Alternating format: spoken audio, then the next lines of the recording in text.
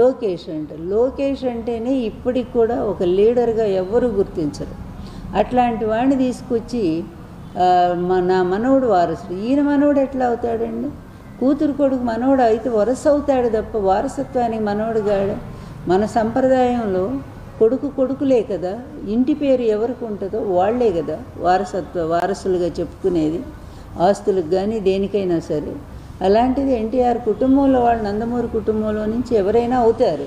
అలా కాకుండా వెళ్ళి నారా వాళ్ళ కుటుంబంలో తీసుకొచ్చి నా మనవడు వారసుడు. ఎట్లా వారసుడు? అతను ఏమి సాధించాడని?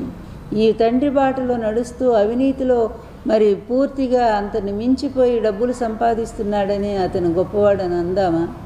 అదేవిధంగా ఇష్టం వచ్చినట్టుగా రెడ్ బుక్ రాజ్యాంగాన్ని నడిపిస్తూ రాష్ట్రంలో మరి ప్రతిపక్ష నేతలందరినీ కూడా చంపిస్తూ, అదేవిధంగా వాళ్ళు ఆత్మహత్యలు చేసుకునే విధంగా ప్రేరేపిస్తూ, మహిళల మీద జరుగుతున్నటువంటి అత్యాచారాలు, దారుణాలన్నీ తెలుగుదేశం నాయకులు చేస్తుంటే కనీసం శిక్షలు కూడా లేకుండా వాళ్ళని కాపాడుకుంటూ, అదేవిధంగా ప్రతిపక్ష నేతల్ని వాళ్ళ భార్యల్ని ఇష్టం వచ్చినట్టుగా మాట్లాడే వాళ్ళని కాపాడుకుంటూ, ఇతని పరిపాలకుడా?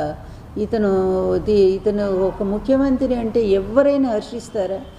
ఇట్లాంటి దగుల్బాజీ రాజకీయాలు చేసేటువంటి వాళ్ళు ప్రపంచ చరిత్రలో ఇంతవరకు చూడలే.